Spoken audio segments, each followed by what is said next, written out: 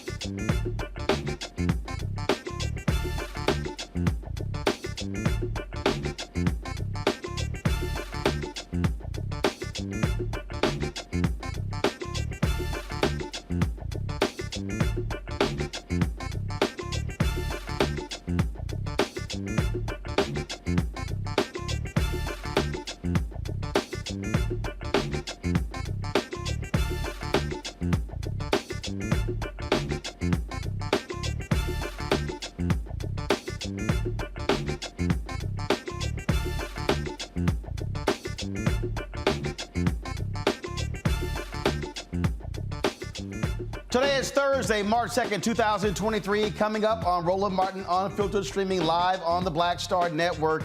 2 new bills in Georgia could remove Black Democrats from a South Georgia election board. We'll talk with Cliff Albright, co-founder of Black Voters Matter, about this outright assault on the rights of Black voters. Chicago will have a new mayor after incumbent Mayor Lori Lightfoot failed to secure a second term in office. She didn't make the runoff. We will speak to one of the candidates who beat her in the election, that is County Commissioner Brandon Johnson. Also, folks, a significant shakeup could be happening at Jackson State University.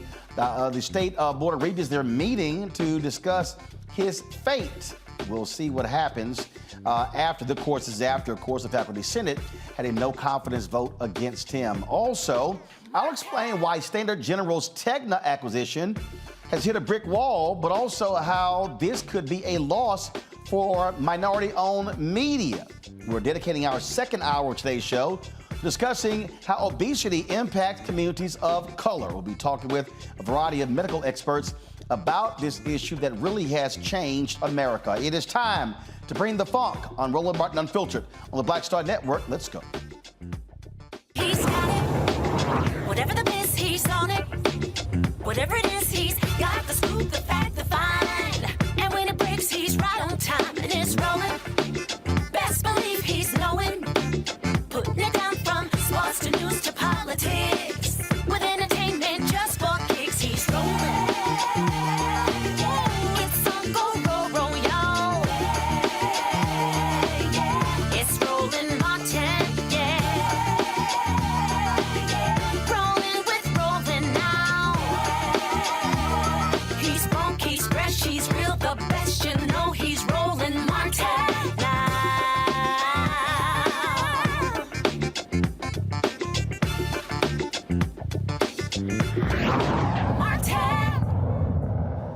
In Georgia, 2 new bills could remove black Democrats from a South Georgia election board. The Georgia State House introduced House Bill 422 to revise provisions for the 5-person Ware County Elections Board. Right now, there are 3 black members. Under the new bill, 4 board members would be appointed by the Republican majority instead of the Republican and Democratic parties.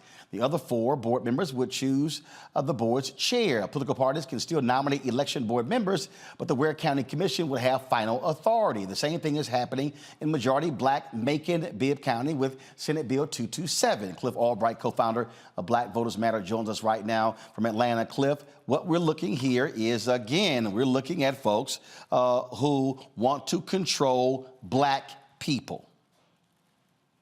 Yeah, exactly. And we're seeing this in several county, Roland. You mentioned Ware County, you mentioned Macon-Bibb County, also in Ben Hill County, where there's a fight over who would get to pick the superintendent, the chair of the Board of Elections, which right now the board itself is able to pick basically a bipartisan board picks a chair, but now they're trying to replace that by allowing the county commission, Republican as you can imagine, to pick who the chair would be, which essentially would shift control of that Board of Elections. So we're seeing this in county after county, and this is exactly what we told people about when we warned about SB 202 a couple of years ago. Tons of bad provisions in there. Yes, we know about the food and water. We know about the attacks on voting by mail, but we've said from the beginning that one of the most dangerous was the way that it would open up the path to do all these takeovers of these Board of Elections. As we know, who controls these boards gets to control who certifies actual elections, and you don't have to do that in every county. You don't have to take over all 159 counties in Georgia. If you take over specific counties, right, targeted counties, Fulton County, which they've also been targeting, or some other majority black counties, all you have to do is take over just enough in just the right places, especially some that might go under the radar. They tried to do Fulton, but they started to catch some smoke and it caused too much attention. So then what do? You try to go after some lesser known counties, but those counties add up. We've seen, especially when we're talking about elections with razor thin margins. You're absolutely right. And I remember, so it was a young brother who I had on, who's from Albany. We were duking it out on social media because he was supporting the Georgia voter suppression bill. He came on the show, changed his tune, talked about his all-black boys school. So all these fools been hitting me, man, you dogging that brother out. I said, but it's amazing. Y'all was silent as to why he was on. And I said, that's why he was actually booked on the show. And they got all caught up in black empowerment. I said, listen, the brother was supporting what Republicans were doing. And they were like, well, are you saying we can't get voter ID? I said, I keep trying to explain to y'all, this thing ain't just about voter ID. This thing is broader and deeper, and too many Negroes kept falling for the okie doke, thinking these bills were just about voter ID. And this isn't old news, right? We're talking about things that are left over from SB 202. They've now got a new version, a worse version. We call SB 202 Jim Crow 2.0, and now they got Jim Crow 2.2 or 2.4 or 2.5. They've got another omnibus bill, which has a range of provisions, including they already attacked drop boxes with SB 202. They are now trying to outright ban drop boxes, right? Completely. It's got other things in there, like making it easier for these blanket challenges. We know the way that these racists have been going around just challenging black voters and trying to get them off the list. It makes it easier for people to do blanket purges. It lowers the burden of proof that they would need. Targeting black people. All targeting black people. They're targeting black people in Georgia. And I keep trying to explain to folks, they are pissed that Biden and Harris won by 12,000 votes in Georgia. They are trying to lay the groundwork to steal Georgia in 2024. That's right. And it's happening here. And this is being talked about. It's being discussed right now. So we need people all across the country to get involved. You can go to our social media, go to our websites to see how you can get involved, make phone calls, send emails, raise awareness, because we still need people to be involved in Georgia. We still need the battle for federal voting rights legislation, right? Just because we got a Congress that we know is Republican controlled and they don't want voting rights doesn't mean that we can't continue to push the issue the same way that they did, 60, 80, 100 votes to try to get rid of Obamacare. We ought to have something for voting rights in Congress every week, even if they're just going to vote it down. We've got to force them to expose themselves and keep the issue on the table. And we need federal action at the executive level. There's a report that's coming out that we're co-signers on. Demos and ACLU have done a great job of looking at the executive order on voter access and what has that implementation looked like? What else can be done? That executive order was announced, as you know, Roland, 2 years ago, almost to the day. It was on the commemoration of Bloody Sunday that it was announced 2 years ago by the president. 2 years later, we need to take a hard look at that and see where are we at on actual implementation. What more can we do at the executive level? What more can we fight for and keep on the table in terms of federal legislation? And what more can we do fighting this battle in these states where they're trying to push back, where they're trying to pass more voter suppression? And lastly, we need states like Michigan and Pennsylvania that have Democratic trifectas or Democratic control or Democratic governors. They need to lead the way in showing a more progressive, radical, expansive, inclusive vision of what not just fighting voter suppression looks like. What does it look like to actually expand access, right? What does that discussion look like? We need the states where we have power to use that power in order to push that agenda. For everybody who's watching, understand they have a very clear goal. They want to nullify as many black votes as possible. And Cliff, reiterate what people don't understand. They want to expand the ability for these folks to challenge voters, blocks of voters, because they want to be able, they know if they can knock 20, 30, 50, 70, 80,000 people off the rolls, they're mostly African American, they know that's going to make it far easier for them to win.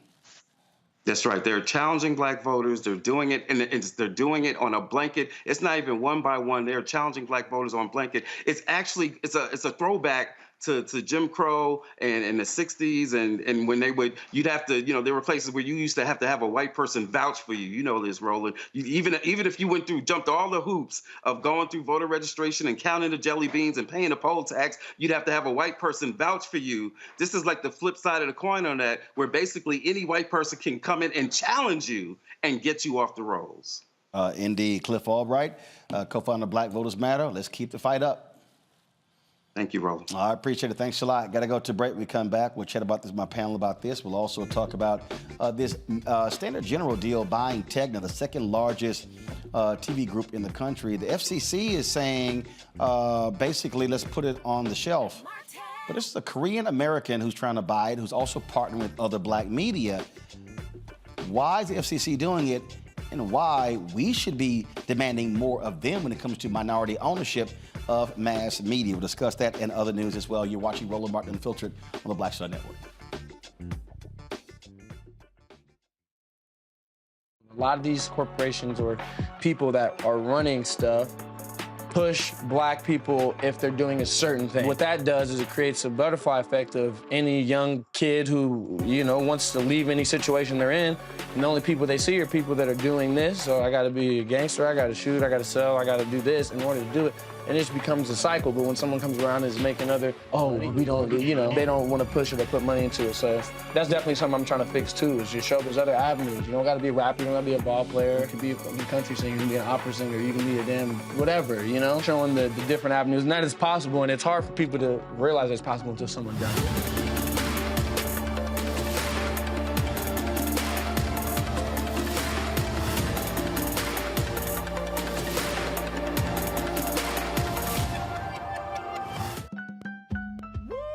We're all impacted by the culture, whether we know it or not. From politics to music and entertainment, it's a huge part of our lives, and we're going to talk about it every day right here on The Culture with me, Faraji Muhammad, only on the Black Star Network. Black Star Network is here. Oh, no punches! I'm real revolutionary right now. Thank you for being the voice of Black America. All momentum we have now, we have to keep this going. The video looks phenomenal. See, there's a difference between Black Star Network and black-owned media and something like CNN. You can't be black-owned media and be scared. It's time to be smart. Bring your eyeballs home. You dig? What's up, y'all? I'm Will Packer. I'm Chrisette Michelle. Hi, I'm Chaley Rose, and you're watching Roland Martin Unfiltered.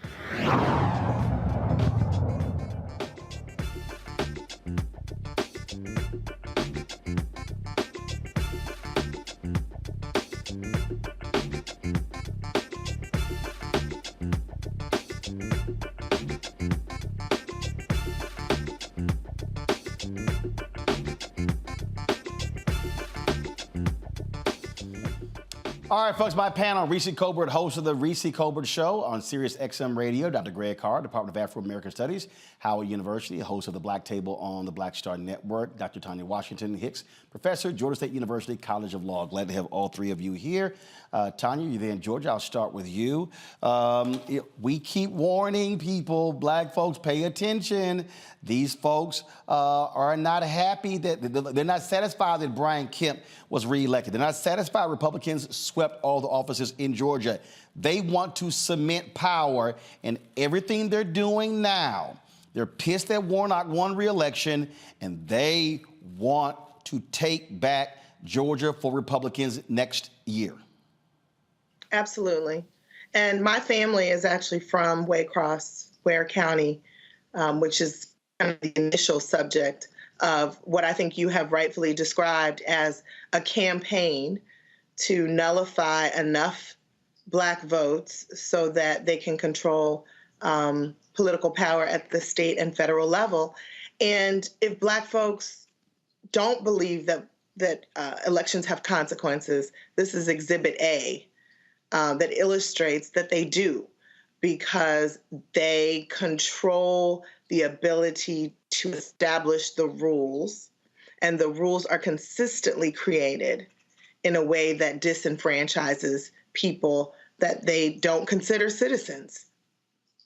Absolutely. And again, Reese, people have to understand, Republicans, where they have power, where they control the House and the Senate and the governor's mansion, hey, they run on the table.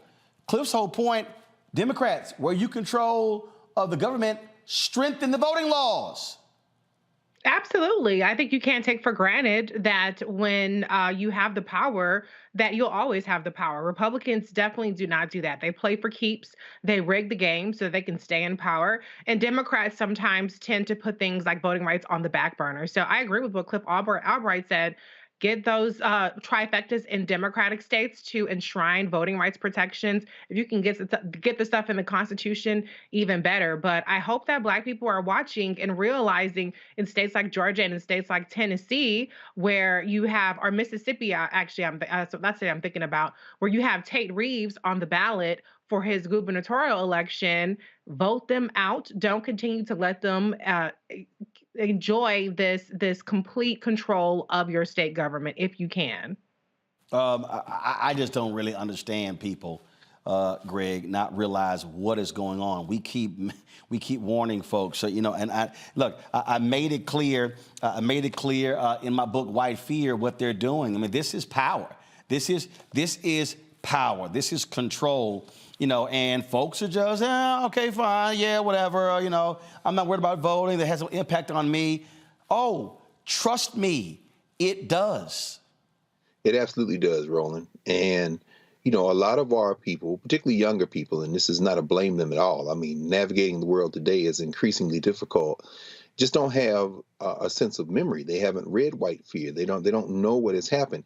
And in some ways, this action of the white nationalists in Georgia and similar actions, as Reese says, in Mississippi, in Tennessee, this is actually perhaps a good thing, because that, every generation has to face its challenge. And when I say it's a good thing, we saw voter turnout drop in Georgia in the election and the runoff election. In fact, Senator Warnock would not have needed a runoff. He lost. He was like 43, almost 44,000 votes short of not having to have a runoff. And we saw that voter participation shrank by about 267,000 in Georgia. Of that, 2/3 of that was Black people. Well, the gap between white voters and Black voters in Georgia in the election of 2022 was about 8.6% higher than it was in 2018. And that's double from 2014. It's the biggest gap in a decade. Why am I saying all that as a prelude to what you and Cliff were talking about? Here's the solution: mass action. If you register to vote and go out and vote, yeah, they're going to try to knock you off the roll. But if we simply go, the demographics aren't in their favor. If we organize and overwhelm, but for a lot of people finally who say, well, it doesn't matter, guess what? These white nationalists are increasingly hard. They're becoming increasingly harder to ignore. They're damn near the Klan now. They're going back to the Lester Maddox days where you're walking around Georgia with a 2x4. But guess what? What that can do is energize Black people. If you go out and register to vote and vote, they can try to knock off as many as they want. You will simply break their political backs. It's time to stop playing footsie with them, and they keep taking away our places to hide. And I just keep, this is what drives me crazy, Tanya. I get these Simple Simon Negroes who love to hop in the chat section, who love to hop on my Instagram, who love to hop on Twitter. Roland, you just sitting here, you on the Democratic plantation, you trying to get us to vote for these Democrats. This is very simple. And for all the people out there who don't know what simple math looks like, let me help y'all out, okay? And you don't have to count higher than 2 to understand the lesson I'm about to give. There are 2 political parties. Oh yes, there's the Green Party, there's the Libertarian Party, there's the Working Class Party. It's a whole bunch of different parties in New York State. But the reality is there are 2 parties. There are 2. Now, you have never heard me say, oh, just vote blindly. Don't ask questions. Don't make demands. Don't, after the election is over, you've never heard me say, don't go to City Hall. Don't go to county government. Don't go to the state government. Don't go to Congress. You ain't never heard me say that. But what I can say, Tanya, is that somebody gonna win. Yes. Somebody is going to win. Now, if somebody is going to win, I'm probably gonna start with which of the 2 individuals, because let's be clear, there are some trifling, and I will say this, there are some trifling Democrats, and there are some Republicans, depending upon where they are running, where they actually have offered substantive things that could appeal to Black people. I ain't got a problem saying that. But let's be clear. In about 97.5% of the cases, 98 maybe, you are going to have a Republican that is against a significant number of things that Black people care about. Now, there are going to be those Black people who choose their own personal pocketbook over the collective. There are going to be those individuals who only care about themselves. That's fine. Got it. They exist. What I'm talking about is when I'm looking at who is supporting getting rid of ballot drop boxes, who's supporting closing down election locations, who's supporting get rid of voting locations on college campuses, those issues, it's likely going to be Republicans voting for, Democrats voting against. So for me, this ain't hard to say who I don't want in office. compared to who I do want in office. Absolutely.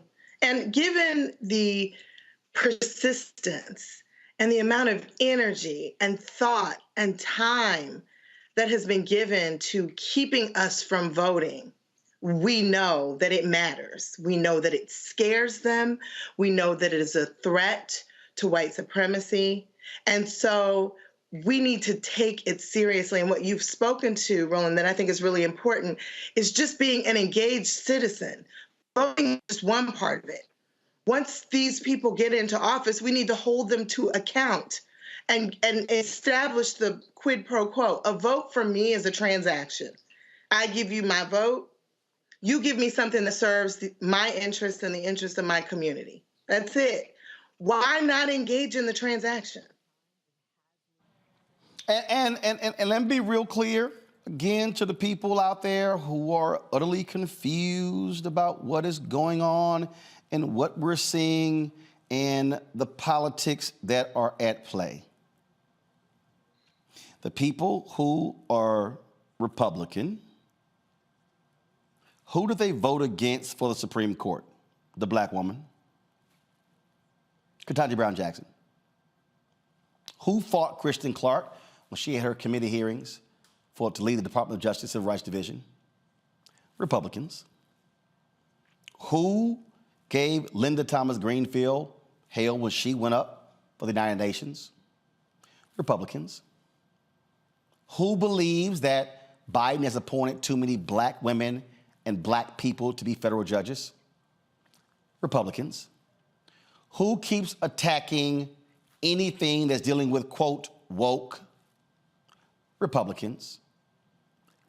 And so and by the way, Reese, when black people sat on their asses in South Carolina and Moms for Liberty, a far right-wing nut group, took over 10 of the 14 largest school boards in South Carolina and then started firing principals and superintendents, who did they vote for? Republicans. Right. So black folks, understand, we can sit our asses at home, but the other side, they are executing their playbook every day. Absolutely. And here's the thing. Even if we don't convert one person to the Democratic Party, I don't even have to tell you, go register to vote for Democrat. I don't even need to tell you to register to vote. If we just exercise the capacity of the people who have already determined that they want to register as Democrats, if just the people on the voter rolls as Democrats voted, it would be a whole different ballgame. You'd have a Stacey Abrams as the governor there. You would not have had a runoff for Raphael Warnock. You would have a Beto over an Abbott. You would have, you may not have been a Chris fan, but a Charlie Crist over a Ron DeSantis, who is a complete fascist autocrat right now in Florida. In Mississippi, like I said, Tate Reeves is up for election. There are more eligible black voters, over 700,000 eligible black voters in the state of Mississippi. He won his election with a margin of 50,000 votes last time, and that was 400-something thousand votes. So if every eligible black voter in Mississippi actually voted, you would never have a Tate Reeves as governor in that state to take away power from a black city, to deny infrastructure money to fix the water in a black city. So we just need to, if we do nothing else, exercise the capacity of the people who are already registered. It's a bonus if people get registered. It's a bonus if we get the people off the sidelines that are completely checked out. Just the people who've already done the work. You ain't got to do nothing extra because you already did the work of registering. Just those people turn out. And the one thing I will add to what your list, Roland, is Republicans not only voted against, but you had J.D. Vance, you had Marco Rubio, you had a number of Republicans who campaigned against capping insulin prices.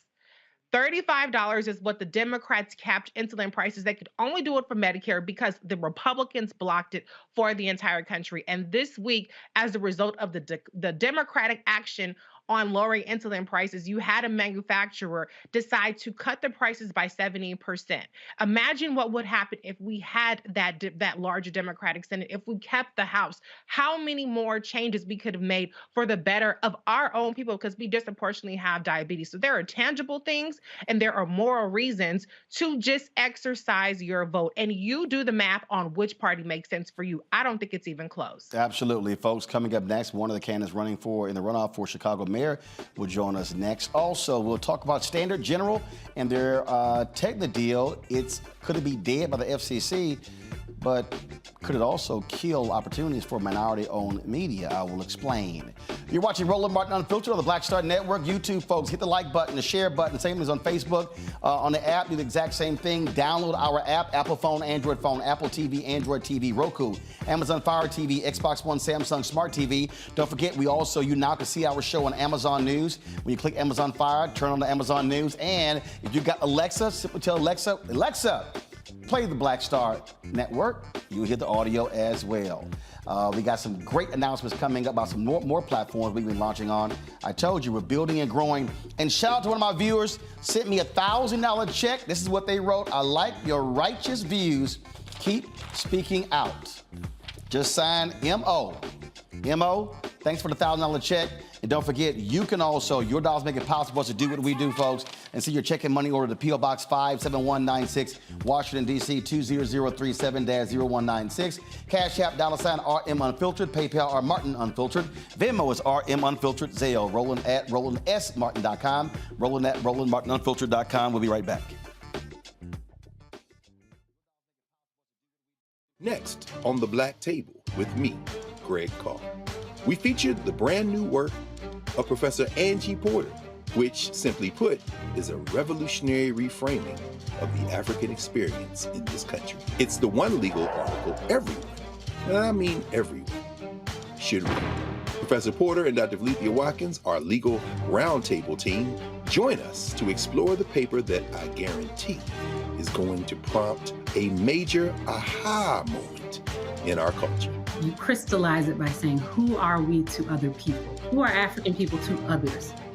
Governance is our thing. Who are we to each other? The structures we create for ourselves, how we order the universe as African people. That's next on The Black Table, here on the Black Star Network. Hi, I'm Dr. Jackie Hood Martin, and I have a question for you. Ever feel as if your life is teetering and the weight and pressure of the world is consistently on your shoulders? Well, let me tell you, living a balanced life isn't easy. Join me each Tuesday on Black Star Network for A Balanced Life with Dr. Jackie. We'll laugh together, cry together, pull ourselves together, and cheer each other on. So join me for new shows each Tuesday on Black Star Network, A Balanced Life with Dr. Jackie.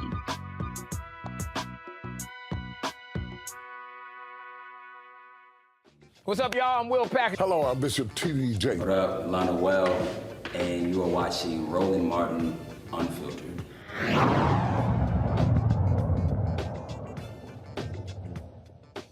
All right, folks, there's going to be a new mayor in Chicago. Mayor Lori Lightfoot lost her bid to get to the runoff. She lost to a couple of folks. One of them, a former superintendent of the schools there, Paul Vallis. She also lost to County Commissioner Brandon Johnson. And now it's going to be the runoff on April 4th between Vallis and Brandon Johnson. And one of them joins us right now. It is Brandon. Brandon, glad to have you here in Roland Martin Unfiltered. Hey, thank you, Roland. It's good to be on Filter. Appreciate it. All right, so let's get right to it. Folks are looking at now both of your records. Many say you have the momentum, even though Vallis got 34% in the election. You got 20. Now it's a whole new restart. You've got SEIU and other unions behind you, Chicago Teachers Union. But it's going to take money. It's going to take a ground game. And so what is your vision for the future of Chicago? Yeah, well, thanks again. It's a very exciting moment in the city of Chicago. Our candidacy started off a couple of months ago with grassroots support and labor support, folks in the faith community, independent political organizations, and people didn't give us a chance. But yet here we are. And we built a multicultural, multi-generational movement that has propelled us into a moment where we can make history. Electing a teacher, someone who comes from the working class, to the 5th floor. It's just a remarkable moment to be in, and I'm grateful that the people of the city of Chicago want a better, stronger, safer city. And, that's the bottom line. Roland, my vision for the city of Chicago, really reflects the best part of our overall collective movement. I started off as a public school teacher just over 15 years ago, teaching middle school in Cabrini Green. And I know your viewers, I know you know the history of Cabrini Green, USA, because it really captures the essence of the city of Chicago.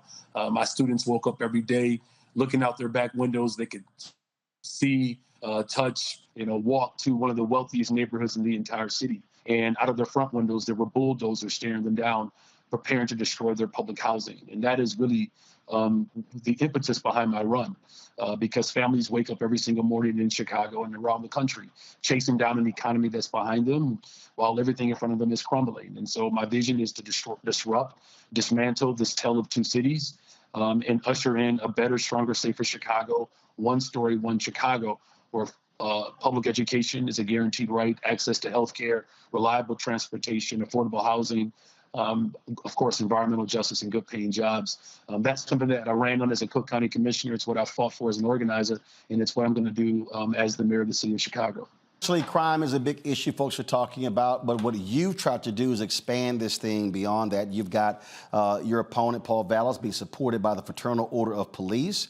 And the thing that I keep trying to explain to people, that you cannot address crime if you're not addressing poverty, if you're not addressing economic disparity, if you're not addressing illiteracy. And too often we have a one-dimension view of how to address crime in this country. How are you going to, though, convince voters that they have to look at the crime issue in a holistic way, as opposed to where your opponent is like, hey, just unleash the cops in these areas? Yeah, and he's being dishonest about that, right? Everywhere Paul Vallas has been in charge of finances, he's left a mess. Here in Chicago, we saw school closings, the loss of Black educators.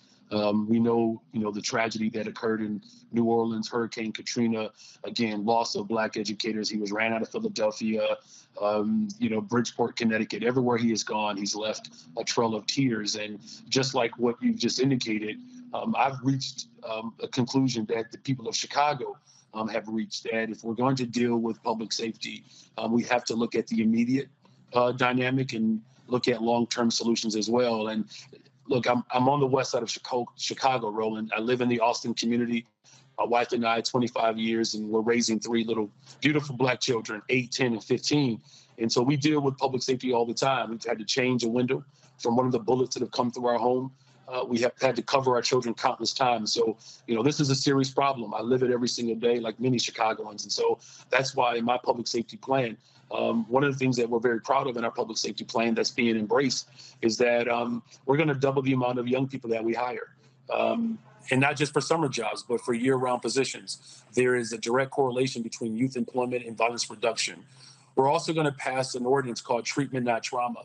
And what it calls for mental health clinicians to show up to people's homes to respond to what essentially are almost 40% of the 911 calls. They're mental health crises.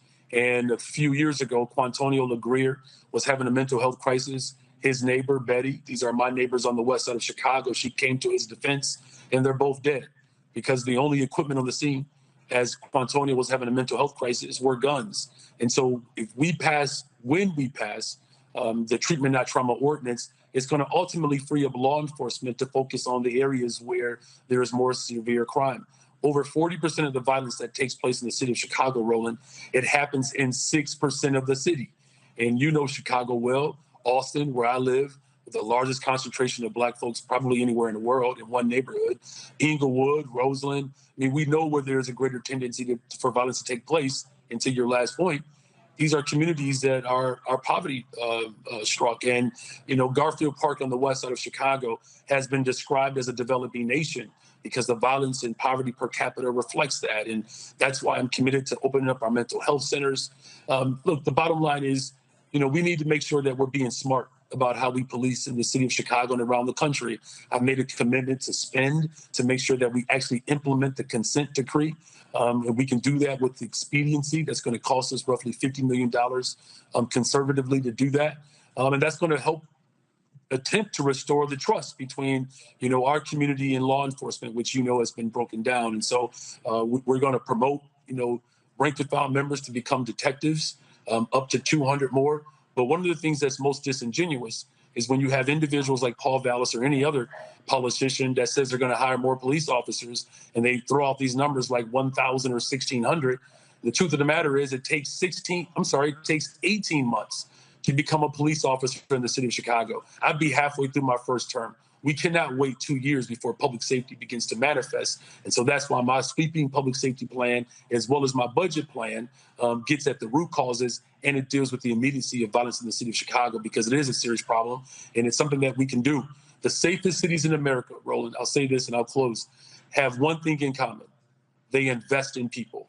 And as you know, because you are also a part of our faith tradition, I was raised extra sanctified in the Church of God in Christ, but where your heart is, your treasure will be also. And so just like safe American cities do all over the country, they invest in people, and that's what I'm going to do as mayor of the city of Chicago. About 2.5 minutes, I'm going to get through 3 questions real quick. So, Greg, you first. What's your question? Thank you, Roland, and thank you, Brother Johnson. What is Paul Vallis's cap in terms of his base? I worked for the school district of Philadelphia. We ran him the hell out of Philly, and he destroyed Orleans. Tell us, what is his gap? Because he's definitely running now to the racist right. Can he break 40%? And what do you need to win in terms of voter turnout? Yeah. Well, it's going to take all of us, right? I'm the only candidate in the entire race that had double-digit numbers in every geographical area. Obviously, we're going to have to consolidate the black vote, but we're going to build on, white liberals and progressives and, black folks that are progressives, brown folks. I mean, we have a multicultural, multi-generational movement, so that's part of our pathway. But in terms of Paul Vallis, he certainly has fully embraced his Republican values. And he said it right after President Barack Obama was elected. He became a Republican, and he said it. He identifies as a Republican. He's supported by leaders who were supportive of the January 6th insurrection. I mean, this person has been very clear about so-called critical race theory. In other words, he doesn't want to have Black history taught. Of that percentage that he received, to your question, about 12 to 15% of those numbers reflect the Republicans in the city of Chicago. So it's not going to be an easy fight, obviously, because there are forces in the city of Chicago, as Roland is aware of, that are very dynamic and unique to the city. But I'm very excited about the fire that our campaign has caught, and looking forward to making history in the city of Chicago in a few weeks. Appreciate you. Reese. Commissioner Johnson, thank you. Black candidates and Black electeds rarely get any grace when it comes to implementing changes after decades of harm being done to the communities. What is one specific thing that is solely in your power, or something that's within your power if you were to be mayor, that can be exercised that hasn't been done to date that will make a difference in Chicago? Yeah, we can double about 30 seconds for the answer. Yeah, we can double the amount of young people that we hire right away, and I'm committed to doing that. Again, there's a direct correlation between youth employment and violence reduction. I passed something on the county board. It's called the Budget for Black Lives, which was really provoked by the Freedom Budget for All. And it led to some of the greatest investments that we've seen in the county government. Hundreds of millions of dollars of violence prevention. We can retire up to $1 billion of medical debt. We have the largest guaranteed income program in the entire country. The vast majority of the folks who receive that are Black and brown women. And so having the executive authority to release funds, to hire people, to invest in people, those are things that I would do on day one. And I'm looking forward to setting a benchmark for the rest of the country, that Black leadership will not just win, but we can also govern. Thank you for that question. Tanya. Thank you, Roland. Yes, my question, congratulations. My question is, how are you going to get the other folks that did not make it into the runoff to endorse you so that you can have the support of their voters? Yeah, that's a good question. That's what I've been doing the last 2 days. I've been on the phone quite a bit, but I'm an organizer. I started off as a public school teacher in Chicago. I organized in Chicago. Some of the greatest actions that we've done in a long time. I was a part of a hunger strike to keep the school open. And so that's what I'm going to do. I'm going to have conversations with all of the candidates that ran. We're doing that. but we're also going to take our message right to the voters. And I feel very confident. You know, just over the last couple of days, we've had over 600 people sign up to become volunteers, and that's on top of the 300 volunteers that we had on Election Day. We had more volunteers than all of the other campaigns combined. We've had over 1,000 people donate and contribute, gone to our website, where we've raised almost $100,000 from individual donors. The average donor is $80.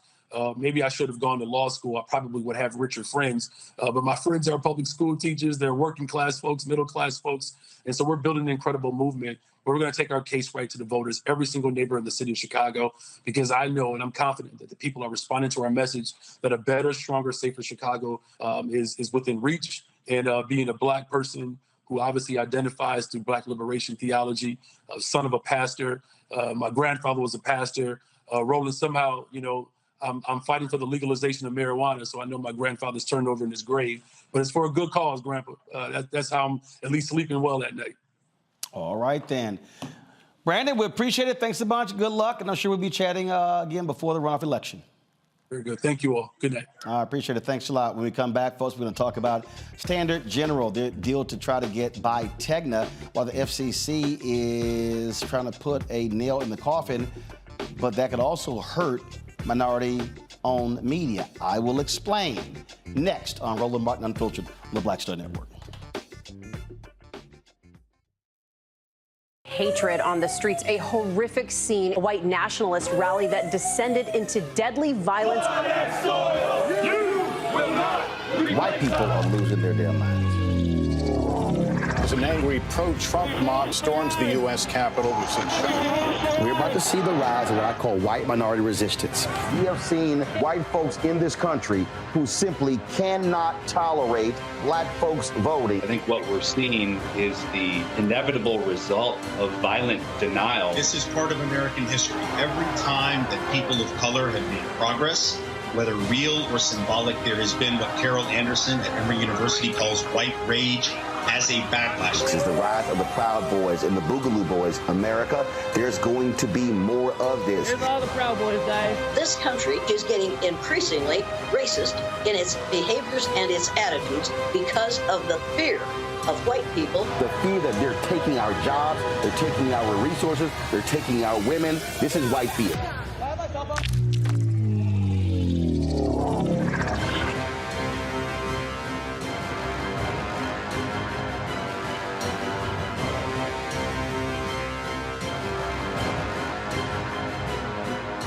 I'm Deborah Owens, America's Wealth Coach, and my new show, Get Wealthy, focuses on the things that your financial advisor and bank isn't telling you, but you absolutely need to know. So watch Get Wealthy on the Black Star Network.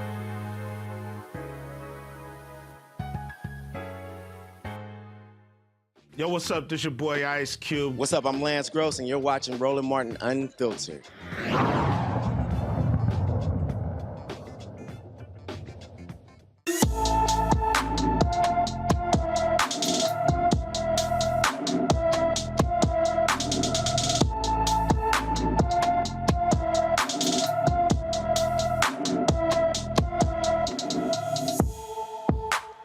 Melvin Sanders walked away from his Jonesboro, Arkansas home on February 3rd and has not been seen since. The 15-year-old is 5 feet 11 inches tall, weighs 160 pounds with black hair and brown eyes. Anyone with information about Melvin Sanders should call the Jonesboro, Arkansas Police Department at 870-935-5551. Again, the number is 870-935-5551. The Federal Communications Commission has stopped hedge fund Standard-General's deal to buy TV station operator Tegna. Well, they actually haven't stopped it, but this decision to actually have this hearing could very well do so. On Friday, the FCC sent the Standard-General sale to an administrative law judge to hold hearings. They're going to be focusing on material concerns about how the transaction could artificially raise consumer prices, resulting in job losses. Now, Standard-General was set to be the first Asian American owned and operated major broadcast station group in America. The managing partner of Standard General is Soo Kim. He made this statement following the FCC's decision. A decision delayed is a decision denied. Our proposed transaction is consistent with all FCC regulations and precedents. It is bolstered by a voluntary commitment to invest in local news, preserve newsroom jobs, and address purported concerns related to consumer pricing. But rather than rule on the transaction's merits, as the law requires, the Media Bureau is attempting to scuttle the deal by ordering a wholly unnecessary hearing process that, if left standing by the commission, would kill the deal. Now, let me unpack this here, folks. Many folks say that when they sit into this administrative law judge, that this signals deal is going to be dead. So Standard General has been calling for the full FCC to actually hear this and vote on this. Now, you've heard me talk a lot about people of color owning media. You've heard me say that, again, how powerful media is. And so when we are able to own, then we actually can control the narrative. Same is the case here. Now, let me explain to you what is also going on.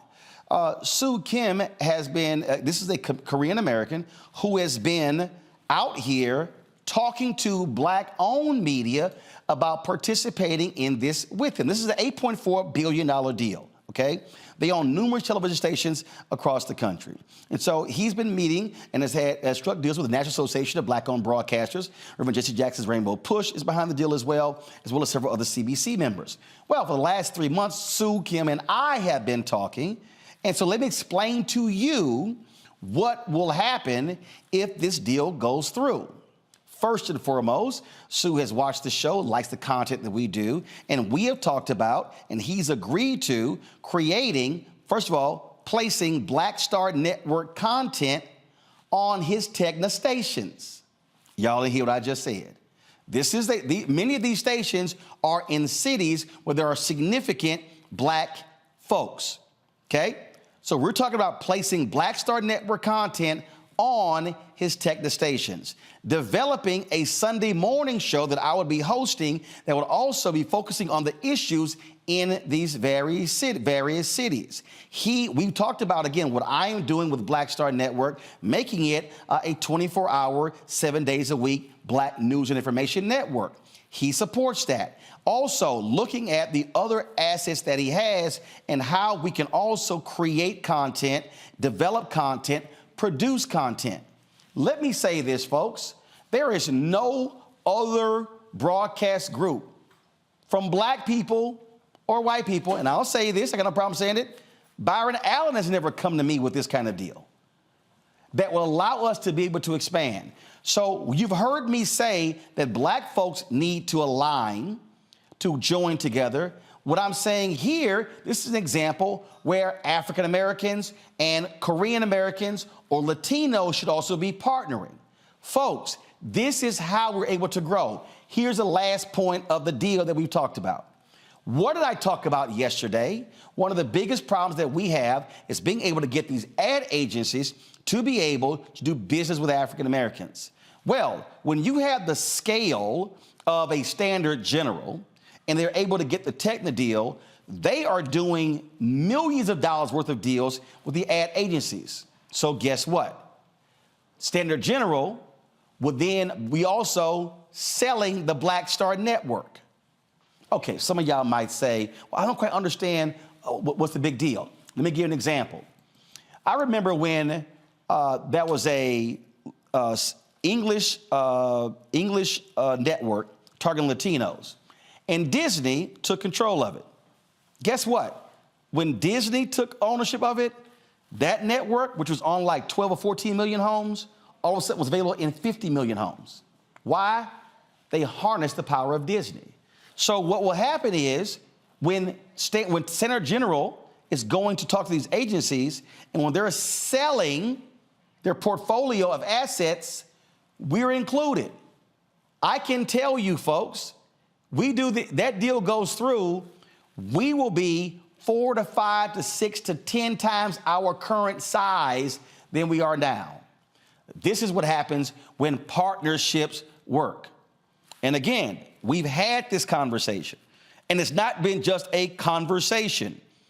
Sue Kim has made it clear, I am committed to doing this because the type of content you are doing is valuable and what you represent is also important to the public discourse.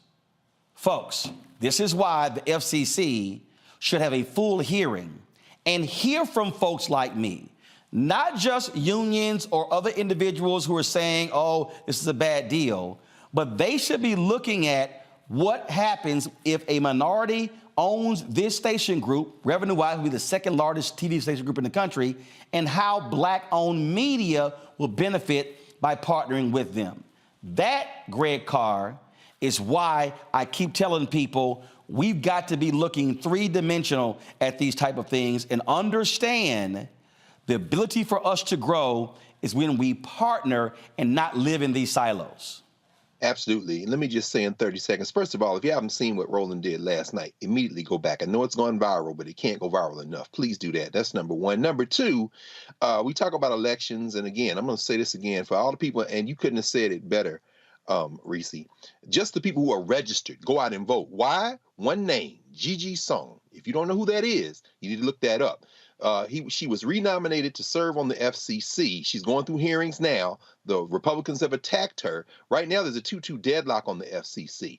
The Democratic president, and because they held the Senate, she can be confirmed. Once she's confirmed, they got a 3-2 advantage, and this deal can go through, I suspect. I don't know, Roland, walk us through it if that's going to make a difference. Because guess what? If you don't think voting matters, you just heard why. Because this is a blockbuster you just dropped on us right now, brother. And the thing here, Reese, is, again, now you got some Democrats out there that are spoken against this deal. They say we shouldn't have hedge funds buying this. But here's the whole deal. You got white hedge funds buying stuff left and right. And you've had Sue Kim saying, hey, I'm making these commitments to improve local news. And, of course, opposition is saying, oh, they're going to lay people off. There have been other hedge funds that have come in and gutted the places. But what I'm talking about here is where Kim, the managing partner, has said, I want to work with Black-owned media, and I want to be able to use these assets and for them to be able to benefit from being able to own these stations and having the programming that reflects the views and perspectives of a diverse audience. Right, and that's exactly why it's running up against so much opposition. As Dr. Carr pointed out, this is completely partisan, with the Republicans essentially scuttling this deal. We did not see this kind of opposition from these Republicans when pro-Trump MAGA conservative Sinclair Broadcasting Group was running roughshod all over the country, expanding their reach. And so this definitely is about politics. Dr. Carr, from what I read, if Gigi Son was confirmed, that would make a difference in terms of this deal being more likely to go through. So it's all about Republicans playing for keeps in every way, shape, or form. And a very key part of that is controlling the media. A very key part of that is ensuring that programs like Roland Martin Unfiltered and other Black programs like The Black Table with Dr. Carr do not reach the masses in the way that they could with the backing of somebody like Sue Kim. And Tanya, think about this here, the point that Reese just made. You've got Sinclair Broadcasting, all of these folks who were doing these shows in these local markets during the election. What would happen if this deal is able to go through by the end of the year? Then all of a sudden, I am doing shows on these local TV stations in 2024 discussing the election. This is what happens when you have access to it while you're answering. This is a photo Kim and I took at the All-Star game in Salt Lake City, folks. So go right ahead, Tanya. Absolutely. I mean, they understand the consequences, but rather than make a decision on the merits, right, it's easier to forward it to an administrative judge. Who knows? That date has yet to be set. It could be a year from now. My understanding is the deal expires May 2023. So rather than offer a substantive justification, you just delay. So I think Sue is absolutely right. Justice delayed in this instance is justice denied. Well, again, folks, I just want people to understand that Sue Kim and I have been talking for the last 3 months. He is committed to this, and this is what I'm talking about. When we have the opportunity to be able to build and grow by partnering, there is no other, let me say it again, there is no other television group not Sinclair, not Nexstar, not any of these groups, none of them that have ever had a conversation like this with me or any other Black-owned independent media outlet when it comes to putting on our content. And so absolutely, we hope the FCC and the commissioners actually, from the chairwoman on down, they actually vote themselves. Don't send this to a hearing. The full FCC should be considering this decision because it could impact, again, and it could actually advance the issue of minorities owning media outlets. And there are very few minorities in this country, people of color, Black, Latino, Asian, and American, who own affiliate stations. And folks, when we talk about owning, we're talking about money. We're talking about building, and that's why this is important. And so I hope that this goes through, and so people will be able to see what we want to do with Sue Kim and folks at Standard General if they're able to get this acquisition with Tegna. And so we're going to be talking more about this here. I got to thank Reese, Tanya, and Greg. We normally go 2 hours, but we're going to shorten this to hour today because coming up, thank all three of you, because coming up next, we're going to focus for the next hour on the issue of obesity. It is a fundamental issue in America that's impacting us economically, health-wise, politically, in every avenue. And we'll discuss that next right here on the Black Star Network. I'm Dr. Jackie here on A Balanced Life, and I've got a pop quiz for you. Who are you? Where are you? And how are you doing? These are 3 important questions that you should be asking yourself every day.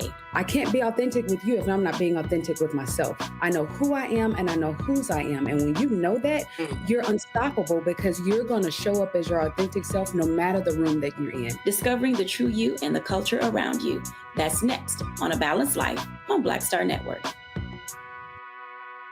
When you talk about blackness and what happens in Black culture, we're about covering these things that matter to us, speaking to our issues and concerns. This is a genuine people-powered movement. There's a lot of stuff that we're not getting. You get it, and you spread the word. We wish to plead our own cause. Too long have others spoken for us. We cannot tell our own story if we can't pay for it. This is about covering us. Invest in Black-owned media. Your dollars matter. We don't have to keep asking them to cover our stuff. So please support us in what we do, folks. We want to hit 2,000 people, $50 this month, raise $100,000. We're behind $100,000, so we want to hit that. Y'all money makes this possible. Check some money orders. Go to P.O. Box 57196, Washington, D.C. 20037-0196. The Cash App is $RM Unfiltered. PayPal is R Martin Unfiltered. Venmo is RM Unfiltered. Zelle is Roland at RolandSMartin.com. Hatred on the streets, a horrific scene, a white nationalist rally that descended into deadly violence. White people are losing their damn minds. As an angry pro-Trump mob storms the U.S. Capitol, we've seen shootings. We're about to see the rise of what I call white minority resistance. We have seen white folks in this country who simply cannot tolerate Black folks voting. I think what we're seeing is the inevitable result of violent denial. This is part of American history. Every time that people of color have made progress, whether real or symbolic, there has been what Carol Anderson at Emory University calls white rage as a backlash. This is the rise of the Proud Boys and the Boogaloo Boys. America, there's going to be more of this. Here's all the Proud Boys, guys. This country is getting increasingly racist in its behaviors and its attitudes because of the fear of white people. The fear that they're taking our jobs, they're taking our resources, they're taking our women. This is white fear.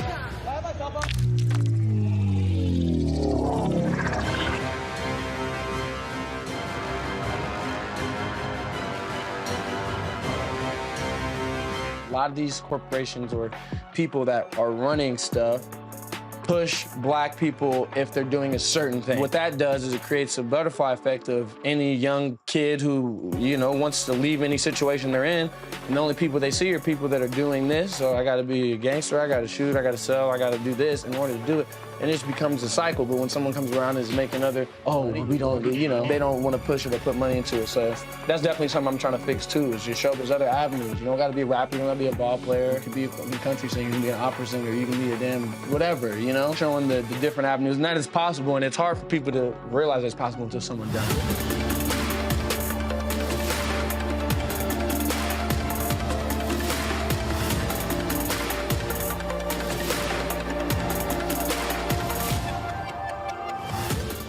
Hi, I'm Gavin Houston. Hi, I'm Carl Payne. Hey, what's up, y'all? It's your boy, Jacob Lattimore, and you're now watching Roland Martin right now.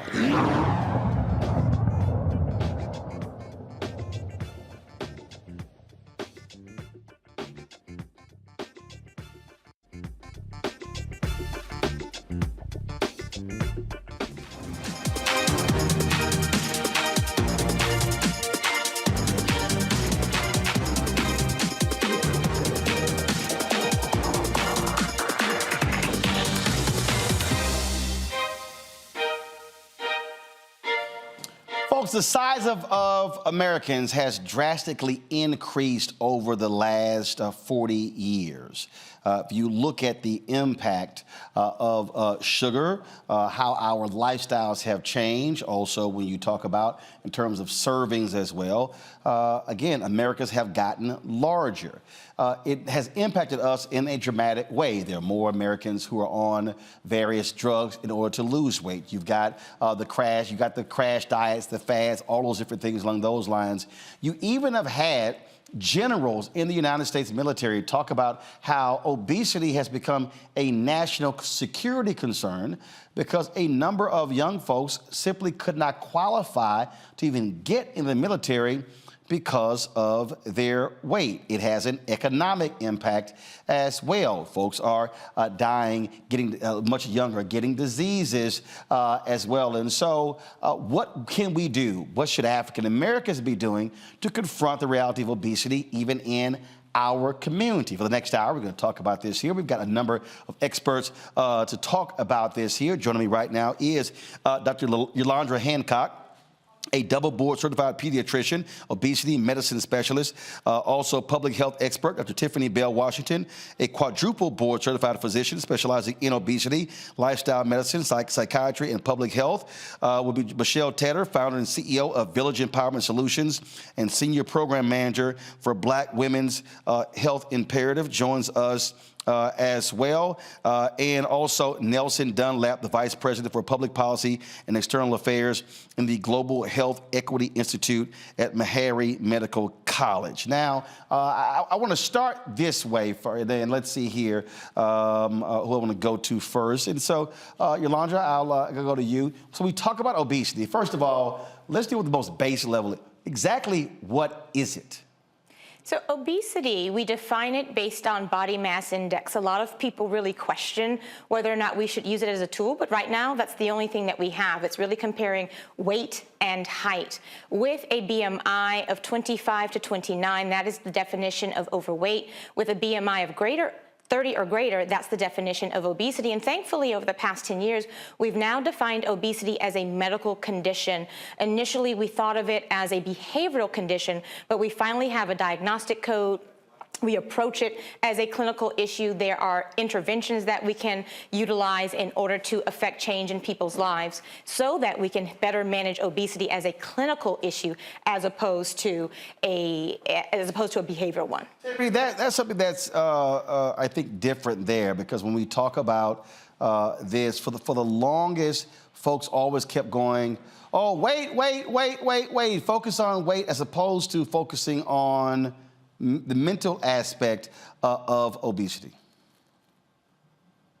That's correct. And there is definitely a correlation between your mental health and your obesity or your weight. A lot of bias is given in terms of both of those issues. So with depression, mental health, and also with obesity, there tends to be a lot of biases that prevent our people, especially from seeking help, seeking treatment, and being willing to get the help when we are informing them that this is, in fact, a disease.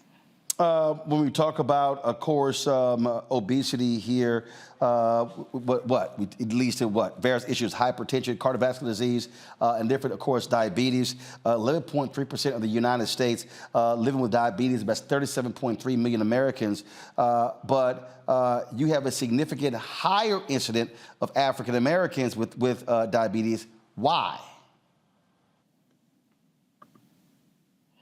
Why is that? That is a very important question. You know, it's difficult to say, especially, but we live in situations where a lot of our people are unfortunately in areas where there are not access to grocery stores, safe neighborhoods where we can exercise. They don't have insurance coverage to help them get preventative care. So if I realize I'm having problems with my blood sugar or diabetes, or I'm, sweating more, using the bathroom more frequently, feeling thirstier, but I don't have access to a primary care doctor or insurance, or my insurance does not cover those things, then you find yourself in a place where you're not really seeking care or going to the doctor until you are at very advanced stages of disease. And later, I'm sure we'll talk about it, but that's when a lot of these medications come into place where we're really needing them. And it would be better for a lot of our African-American populations and people to seek help in the forefront on more of the preventative side, more so than after the fact when you have diabetes and very high issues with needing insulin and also other medications. Michelle, we're going to further unpack that, but I do want to go back to the mental aspect in terms of what drives it. Obviously, not just what we eat, but also our mental state, our surroundings, how we grew up. I mean, all these different things, but also the type of activities that we do as well. Movement, all of these things actually matter. Absolutely. It takes a multi-factorial approach to deal with obesity. I living witness and example of how you need to have access to all of the things in order to address living with obesity. And what I mean by that is that I am somebody who had weight loss surgery in 2017, have lost and kept off about 80 pounds, but that was just the beginning. That is not the end all to dealing with obesity. I happen to, have access to medications, to the lifestyle change programs, all of the things that it takes to maintain your health and maintain your weight when you're living with the disease of obesity. Nelson, again, we talk about this subject. There's so many pieces to it. Yes, you have the fitness piece, the diet piece, you have the medical piece in terms of the drugs, you have the mental piece, but you got to have the public policy piece as well.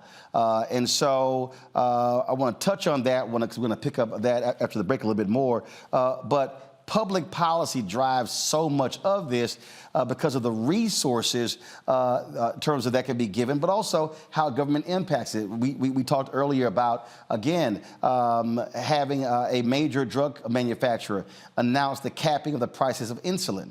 Okay, look, when you're dealing with this, those who are in diabetes, if you're now capping it at $35 out-of-pocket cost, that impacts folks economically because you have people who are choosing between their drugs and what they eat. And so this is one of those topics that is so multifaceted that all too often in this country we've only dealt with it in a one-dimensional way.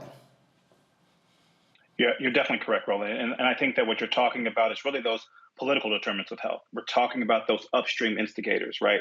We've mentioned the social determinants of health so far. We talk about the places where people live, play, pray, work, and the impact they have on our lives, the impact they have on our health outcomes, the impact they have on obesity rates. And what I'm saying is sometimes we have to move further upstream. We have to talk about those decisions, be them legislative, legal, administrative, policy, as you say, those decisions that were made that have these downstream effects, right? So we talk about access, we talk about the decisions to place, education institutions where they are, to place fresh food where it is. All of these political and social determinants of health interact with one another to really drive this obesity pandemic and epidemic that we're dealing with. So you are spot on. We're going to go to a break in a second, and we come back. I want to deal in the next segment specifically on the public policy front from a federal, state, and local level as well, in terms of how we should be attacking the issue of obesity, what our audience should be saying and doing when they're talking to their lawmakers about the role that they can play when it comes to confronting what has really truly become a crisis in America. You're watching this special on obesity right here on the Black Star Network. Folks, don't forget, download our app, Apple phone, Android phone, Apple TV, Android TV, Roku, Amazon Fire TV, Xbox One, and Samsung Smart TV. You're watching Roland Martin Unfiltered on the Black Star Network.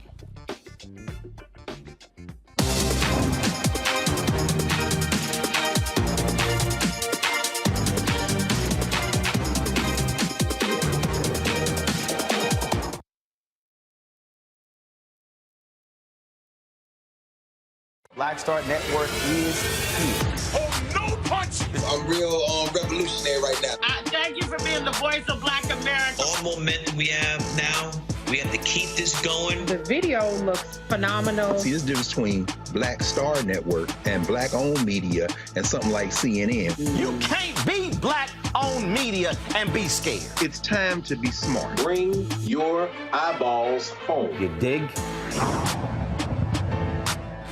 Hatred on the streets, a horrific scene, a white nationalist rally that descended into deadly violence. White people are losing their damn minds. As an angry pro-Trump mob storms the U.S. Capitol, we've seen We're about to see the rise of what I call white minority resistance. We have seen white folks in this country who simply cannot tolerate black folks voting. I think what we're seeing is the inevitable result of violent denial. This is part of American history. Every time that people of color have made progress, whether real or symbolic, there has been what Carol Anderson at Emory University calls white rage as a backlash. This is the rise of the Proud Boys and the Boogaloo Boys. America, there's going to be more of this. Here's all the Proud Boys, guys. This country is getting increasingly racist in its behaviors and its attitudes because of the fear of white people. The fear that they're taking our jobs, they're taking our resources, they're taking our women. This is white fear.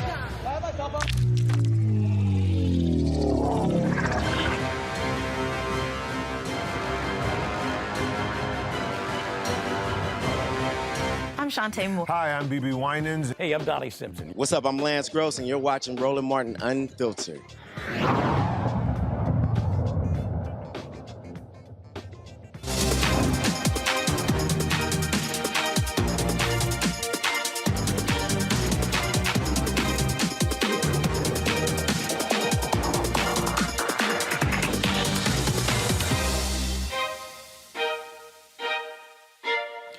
All right, welcome back to this Black Star Network special on the issue of obesity. Nelson, I want to start with you. And so in terms of from your perspective, what are you seeing public policy-wise as to how lawmakers are dealing with this issue? Are they properly dealing with it? Are they misclassifying it? Do we have enough resources that are going to the topic? Just share with us and give people an overview from a public policy standpoint how obesity is being dealt with by federal lawmakers. Yes, and I think you're spot on with the beginning statement when you talked about the fact that this is a public policy argument, it's a public policy concern, and honestly a national security issue as well. When we talk about the fact that X number of our young folks won't even qualify for military service because of their weight. And so I say all that to say is that there's definitely more that can be done on the federal, state, and local level. And just like I mentioned earlier, that gets back to those political determinants of health. There is an opportunity for our federal government to really kind of do one of two things, or two things, honestly. It's to address these political and social determinants of health, and then to also to address the issues with insurance coverage, which I'm sure we will talk about later. But there's any number of metabolic options out there that can really help with obesity as a disease. And there's coverage gaps, there's coverage holes, there's opportunities to expand that coverage to make sure that we have the care that we need. But it all starts with us raising the alarm, speaking to these concerns, and making sure that our policymakers are representative of the concerns of the issues that are plaguing our community. Yolanda, do you believe lawmakers get it and understand how significant of an issue this is? Unfortunately, Unfortunately, I don't. I believe that a lot of times we see obesity as a behavioral issue, even though it's now classified as a medical diagnosis. I had a colleague actually say that obesity was a hand-to-mouth disease, as if it was simply what people ate and the lack of physical activity. And in my experience, both as an obesity medicine expert and in working in public health, we know that it is the social determinants that drive how I make choice.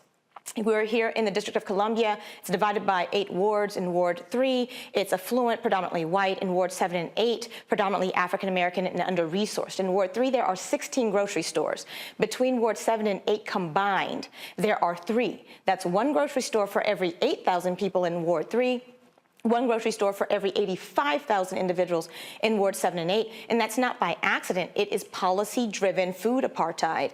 And when people recognize how important policy is, that there is health in every single policy that's passed, and that there's potential for an obesogenic environment to be developed based on policy, once that's recognized, that's when policy will change. Unfortunately, for most elected officials and the population in general, they see obesity as a choice, that people dealing with obesity is simply because they eat too much. And most of my patients, it's not an issue of eating too much. If anything, they eat less than we would assume that they do. But it's based on the environment in which they're making food choices. It's even here in Prince George's County, where I live, 75% of our food establishments are fast food. And you're talking about a very affluent community.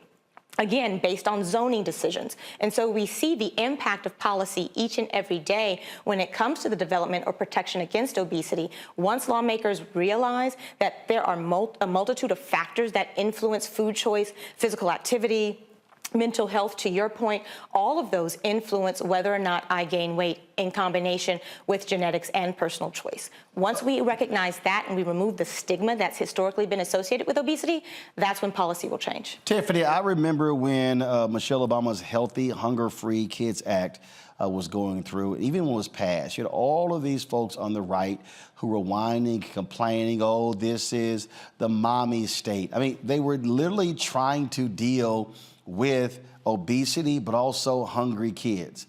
And I'm just trying to figure out, when the hell did healthy eating as well as fighting obesity become a political left, right, blue, red thing? Right. That's a very interesting point that you make. And unfortunately, I would say that it absolutely should not be, right? We all should have access, as has been mentioned, to healthy foods that are affordable and that we can get easily and make, in our life. I am not sure exactly why it became political, but it did. And it affects us with the food choices that we make, with the access to healthcare, all of that. But it also affects when we actually have treatments for these diseases. So we have medications that can treat obesity. But if you can't afford that medicine, we have no way to really get it to you and to help you prevent cancers and diabetes and high blood pressure and all the things that end our lives very early. And so one thing I'd like to say is commercial insurances tend to follow what Medicare does. For some reason, Medicare is not covering these anti-obesity medications. Many years ago, they thought, okay, obesity was a cosmetic problem. You don't look good. You have too much fat on your body. That's the problem. The problem is not that. It's beyond that. It's a health issue. So it really does need to be covered. And if Medicare covers it, usually other people follow. So I think that would give our people better access as well. Well, Michelle, again, when I look at this, where you constantly have this battle, if you look at obesity numbers, aren't they worse in red states? They are, and I think that that's very telling, and that's a great point that you bring up, because it goes back to not the political determinants of health, but let's just be honest, it's about the structural racism that exists in our country. And so I say that because when you don't have access to these things and you look at the policies that prevent people from having those things and who's more greatly impacted, then we have our answer. So we have a lot of work work to do around, one, I think empowering the public to understand the connection between their voice politically and putting pressure on the systems and powers that continue to oppress in this way. And I think that with that and educating people on how to be advocates, not only for themselves, but for their communities at large, then I think we can move the needle a little faster. What about, for any of you, anyone could chime in, are we seeing on the state level or the county or the city level this being addressed in a positive manner?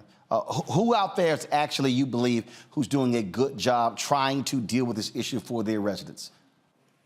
I'll jump in. I serve as the health consultant for the county council here in Prince George's County when they sit as the Board of Health. And in 2020, we passed the Prince George's County Healthy Kids Meal Bill. And what that did was compelled the 75% of the fast food establishments in Prince George's County to offer a healthy option for parents when we take our children out to eat.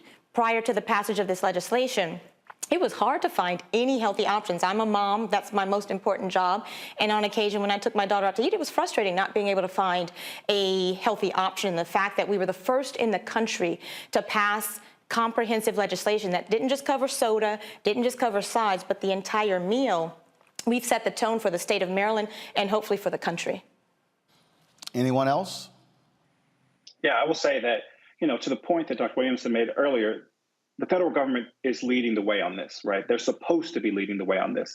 And if Medicare could get it right, Medicare could, expand coverage to cover these anti-obesity medications. A lot of other states would follow suit. Right now, I believe it's 25 states that already include anti-obesity medications in their state health plans. So, the federal government's doing that. Our senators, our representatives, even those on the Hill will have access to this in their health plans. But the constituents that they represent, they might not. Some of our states, their health plans offer it, but some of their constituents won't. So again, we're seeing at the top level, but it's just not trickling down to the point where everyone will be able to have access to it in an equitable manner. So there is opportunities. There are examples in both red and blue states. It's just a matter of us raising our voices and making sure that all of our communities have access to it. All right, my other two guests. Well, this fall, I had the opportunity to attend the White House Conference on Hunger, Health, and Nutrition, and that was the first time they had done that for many, many, many years.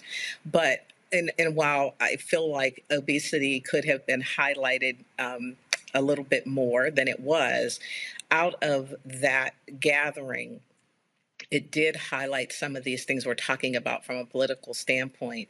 And I believe from the report that there are things that are going to come down the pike to help to address some of these things at the state level as well.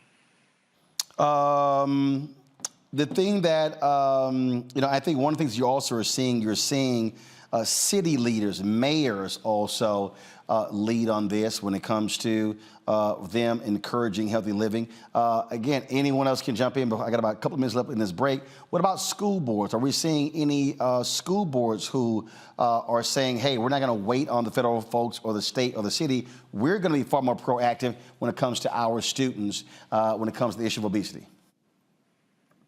I'll jump in again. Here in the District of Columbia back in 2009, the D.C. City Council actually passed the D.C. Healthy Schools Act, and it addressed a variety of issues that link back to pediatric obesity. It included addressing food insecurity by providing breakfast in the classroom for all students. It really evaluated how healthy school lunches were and used student influence in order to determine how to sort of flip the script on the school lunch to make it healthier. They required physical activity measures to be met. So it was very comprehensive in how they approached it, and they're continuing to show metrics demonstrating how much better children are eating in terms of increasing their fruit and vegetable intake, how much more they're engaging in physical activity, and it really set the tone and set an example for the rest of the country in how the school system, especially where children spend the majority of their time during the week, can truly affect change in how we're tackling this epidemic, particularly in the pediatric population. All right, folks, gotta go to a break. We come back. Let's talk medicine dealing with the obesity issue in America. Should kids be put on pills or taking medicine to deal with obesity? Well, that's been a hot topic over the last few weeks. We'll ask our panel about that as well. You're watching the special edition of Roland Martin Unfiltered on the Black Star Network on obesity in Black America. Back in a moment.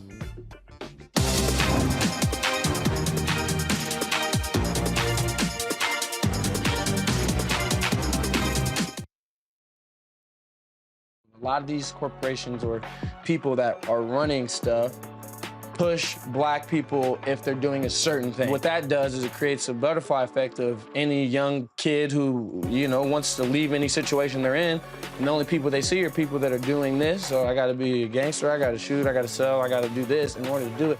And it just becomes a cycle. But when someone comes around and is making other, oh, we don't do, you know, they don't want to push it or put money into it. So that's definitely something I'm trying to fix too, is just show there's other avenues. You don't gotta be a rapper, you don't gotta be a ball player, you can be a country singer, you can be an opera singer, you can be a damn whatever, you know? Showing the different avenues, and that is possible, and it's hard for people to realize it's possible until someone does it.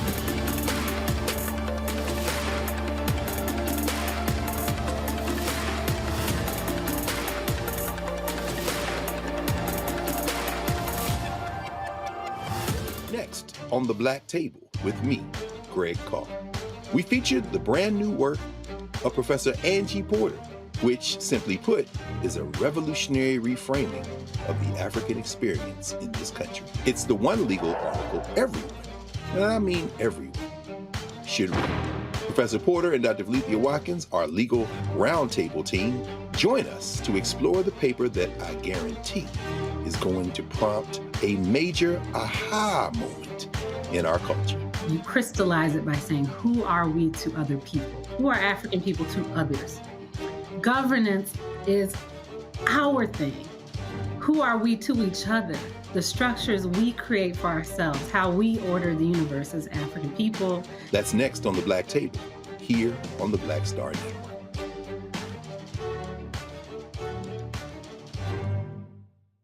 Hi, I'm Vivian Green. Hey everybody, this is your man Fred Hammond, and you're watching Roland Martin, my man, Unfiltered.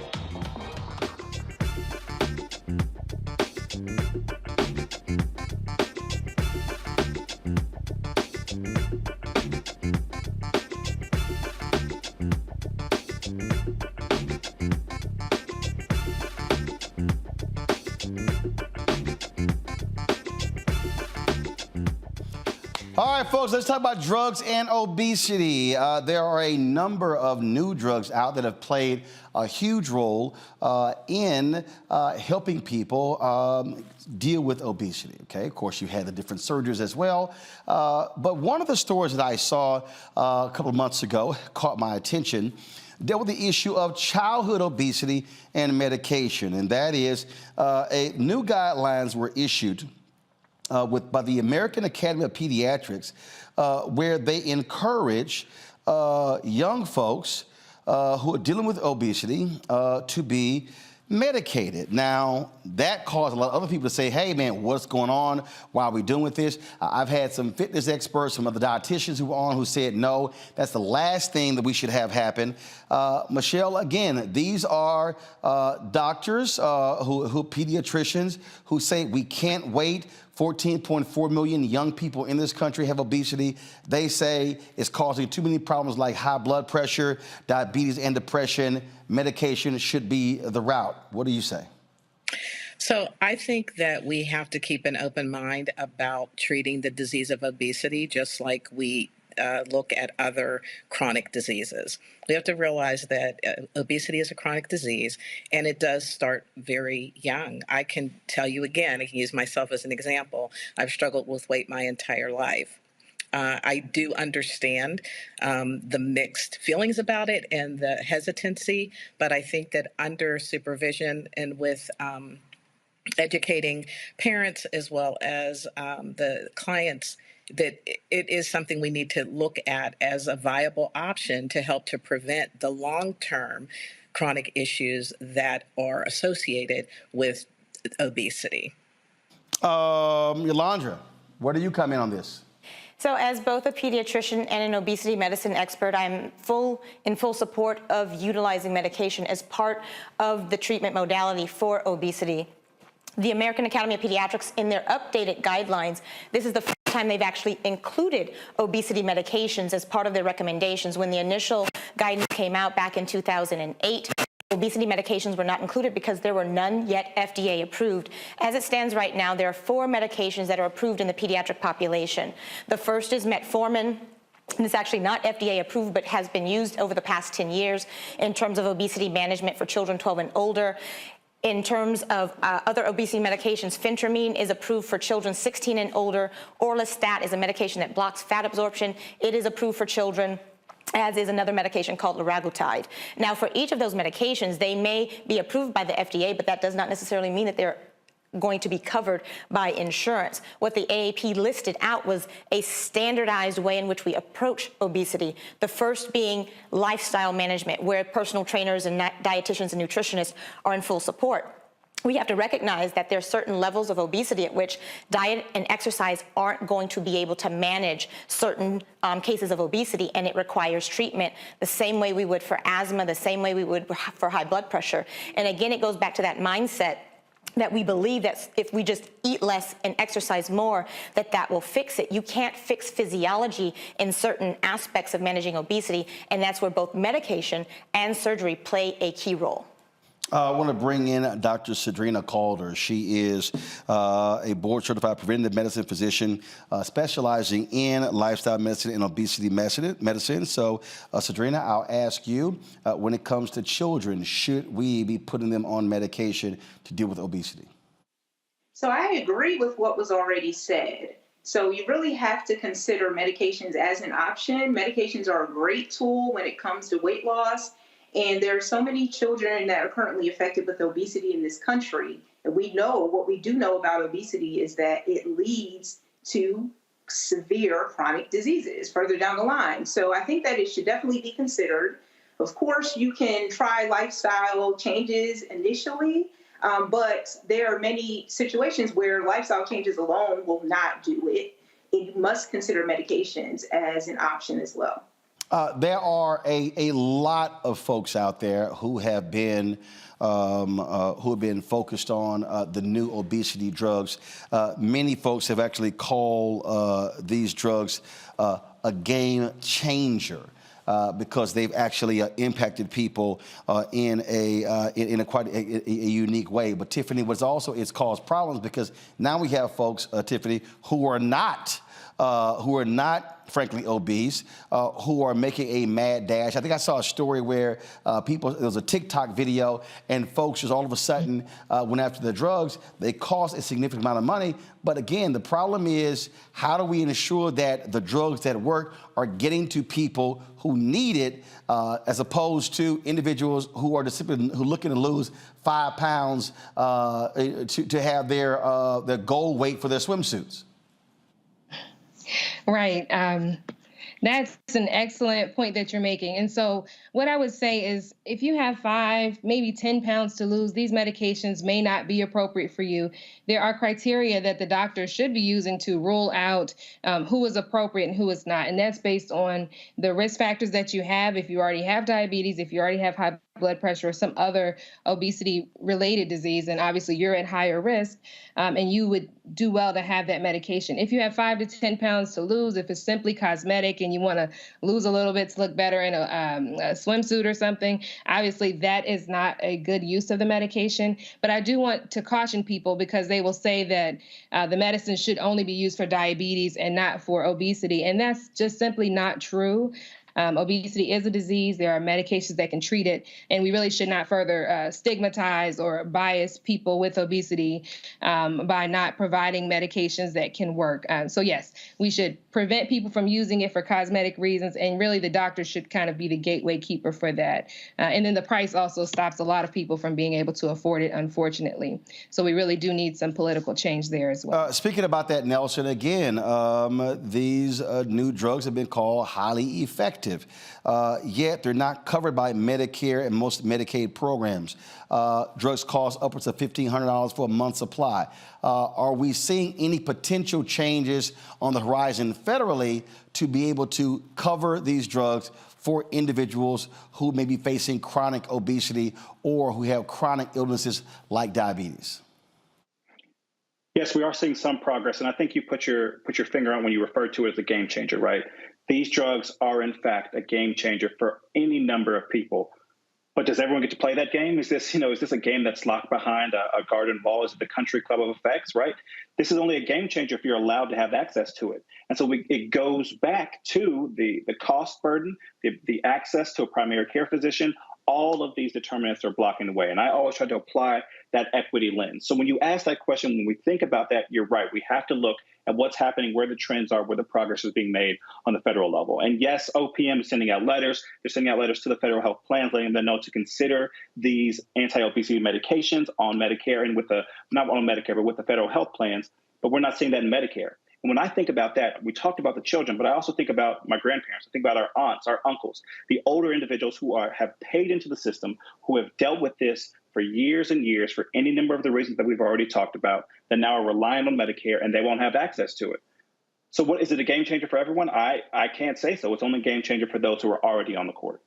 So in terms of, again, from a drug standpoint, moving forward, going down this particular path, I'm curious in terms of, what is next? Because cost is cost. If you're talking about spending $1,300 a month and you're having to come out of pocket, I mean, look, you're talking about, $15,000 a year just on the medicine. If you don't have those sort of dollars, then you're creating a situation where you pretty much have, the haves and the have-nots. And as we know, typically when it comes to issue of obesity, those folks who are in the have-not category are the ones who are most impacted by this. And so you're there in Nashville, Sadrina. You're there in Tennessee. What do you think, again, folks who are watching should be advocating, pushing for when it comes to dealing with this very issue? We should be pushing for insurance companies to be able to cover more of these medications, because what we're doing right now is creating more of a disparity right now. So we know that almost 50% of African Americans have or will have obesity, and that's a huge issue. So when we talk about not covering medications, a lot of those same individuals are the individuals that are not being covered. They're not getting access to the medications, and now we're causing even more issues when it comes to increased rates of chronic diseases. So we're really increasing the disparity. We're increasing the gap. So that is what is needed. We really need to push that change. Insurance companies have to cover more of these medications for the population. Well, and that's one of the things, Michelle, that's always interesting to me, where if you're an insurance company, you should want to be in the preventative state as opposed to, once you get sick, once it gets bad, then we'll cover things. I'm going, isn't that actually costing you more money? Absolutely. That is exactly the point. I think many of these discussions that I participate in, that is exactly the discussion. And that is the point, is that, if you are spending literally billions of dollars are spent in this country treating high blood pressure, heart disease, cancer, all of these things, when honestly, we could reduce the number of dollars that's being spent once people are having these illnesses if we would just treat the root cause. And I think that really it comes down to, Martin, we just have a lot of work to do in terms of really educating the public around what this is and what this isn't. Helping people to understand that obesity is a disease, because, we only started that narrative within the last, 5 to 7 years. It wasn't even declared a disease by the AMA until I think something like 2015, 2016. And so that in and of itself is problematic. So we are still battling at the legislative level. We're still battling at the state level. We're battling even people who live with the disease are still battling sometimes to accept that it is a disease and it's not because of you have poor willpower or because you're lazy or because you're not, dieting enough or what have you. So I think that changing the narrative around how we see this disease is one of the main keys that we've got to get focused on. And then once we can get people to come on board with that, I think that it's a little easier to have the conversation to say, listen, this is a disease, and you would not deny somebody who comes into your office who has diabetes, or they have a blockage in their heart. You would not deny them care. So why would you do that with someone living with a chronic disease like obesity? But we've got to be able to put pressure on the public and the powers that be and all stakeholders to understand that that's what this is. And so that changes how we approach it, how we deal with it. Treat the root cause. Boy, that's a novel concept. That's novel. All right, hold tight. Just saying. I understand. Hold tight 1 second. I got to go to break. When we come back, we'll talk about what next. And so for all of our specialists here, those who are watching, what do they recommend they do next if they are dealing with obesity, dealing with weight issues, dealing with any of this? Where do they start? What do they do? So that's what I want to hear from each one of our experts when we come back right here on the special edition of Roland Martin Unfiltered, focusing on obesity in Black America, right here on the Black Star Network. Back in a moment.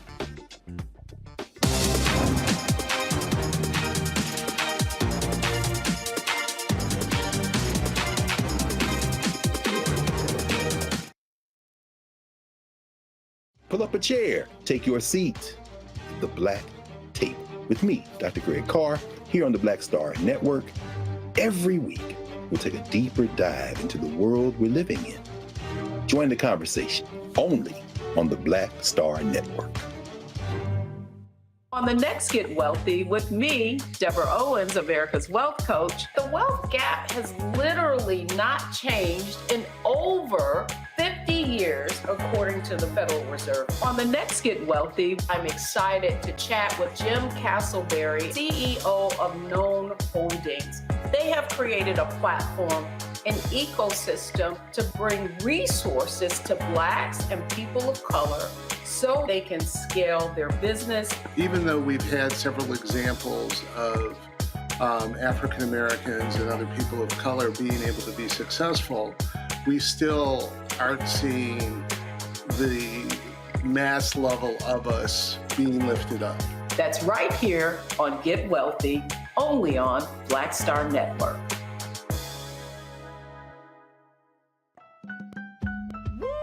We're all impacted by the culture, whether we know it or not. From politics to music and entertainment, it's a huge part of our lives, and we're going to talk about it every day right here on The Culture with me, Faraji Muhammad, only on the Black Star Network. Hi, I'm Teresa Griffin. Hi, my name is LaToya Luckett, and you're watching Roland Martin Unfiltered.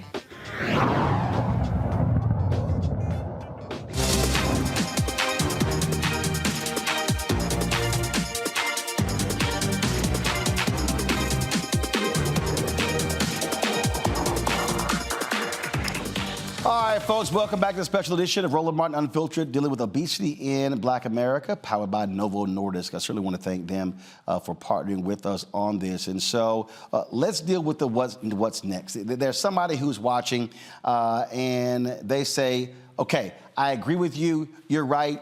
Let's do something about it.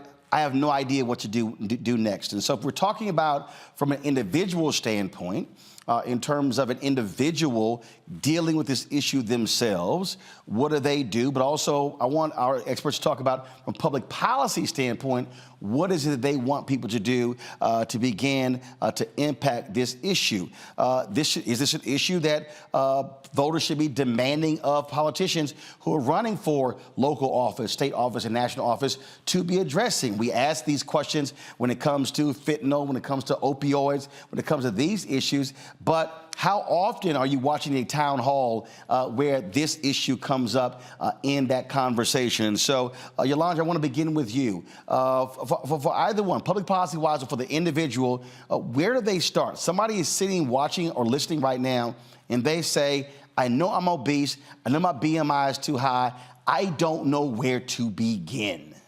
The first thing I would say is recognize that you are not obese, you are dealing with obesity. The second is to look at all the factors that influence how your body processes, metabolizes, and deals with food. So it isn't simply just eating, it's where are you in terms of your stress. We know that cortisol increases, it triggers over 1,300 stress responses in the body, resulting in weight gain. You could eat one meal a day and still gain weight. So think about stress, sleep, all of the other components that add to the risk of obesity. From a policy standpoint, what I would say for every voter, I'm a mom, and that's my most important job, vote like your child's life depends on it. Where is health in every single policy that the person you're about to vote for is manifesting? If health does not show up in the decision every single time they get ready to either pin legislation or push it forward, then that's not the person that we should vote for.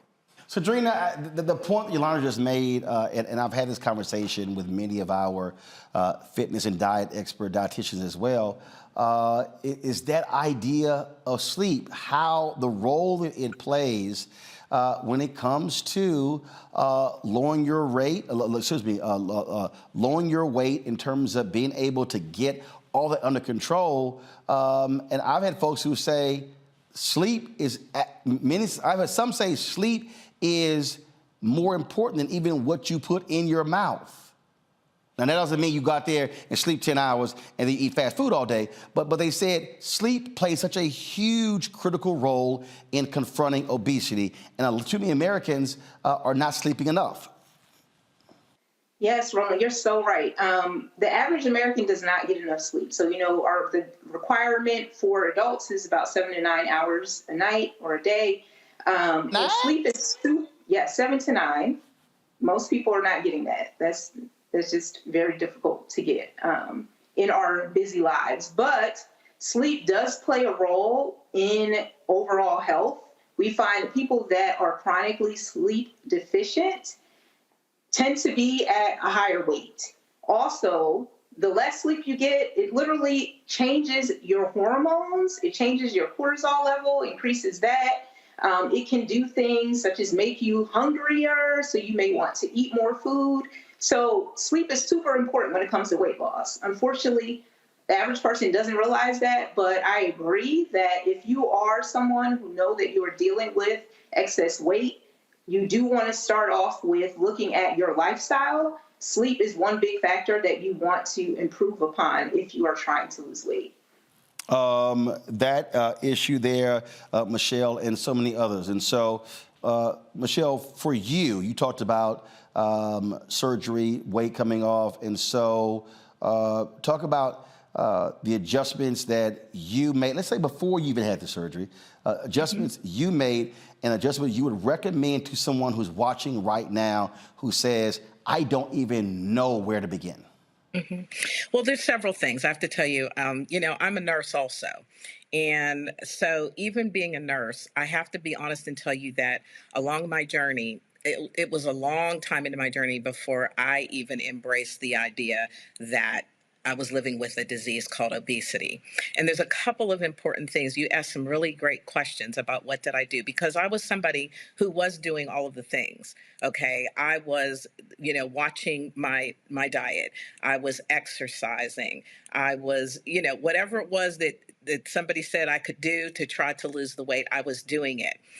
Here's a key factor that really helped me. I had a healthcare provider who saw me. She saw me, and she was able to sit down with me and have a heart-to-heart conversation and tell me, listen, this is far bigger than you are. I'm watching. Oh, I want to stop you right there. Okay. When you said she saw me, it wasn't that I scheduled a visit. It was that you had a healthcare provider who said, I'm going to talk to you anyway about the issue, and you were listening, because we know based upon the stats, too many African Americans, when they have white doctors, that doesn't happen. Was your healthcare provider black? She was not, but it's rare. It's very rare. Listen, Roland, I was very, very blessed, but she was Indian. but she was really in tune to me. And I'm sharing that because I think one of the big pieces that we've got to delve into and get dollars to put money into is really educating healthcare providers, right? Because if you trust your provider, you can have compassionate conversations with them. And your healthcare provider, and I said that intentionally, that she saw me. She saw Michelle. And so she knew that I was doing all of the things. And she literally said, I'm begging you. We really need to look at this from a different angle. Would you please talk with my colleague who happens to be a bariatric surgeon, because I think that you are an excellent candidate because you are doing all of the things. You were doing all of the right things, but those things were not working.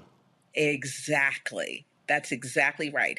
And I also want to bring out the point that if you are someone just like me who's living with obesity and you're doing all of the things, please know that even with surgery or the medications, you still will have to do the things.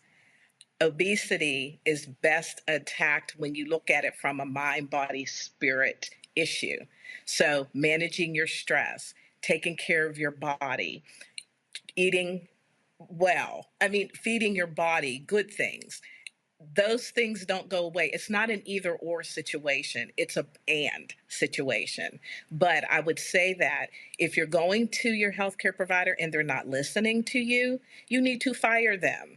I will fire a healthcare provider. I have no shame in my game to do that. The reason is that you need someone who is going to get you and who's going to work with you in collaboration with you to come up with a comprehensive treatment plan to deal with this disease called obesity.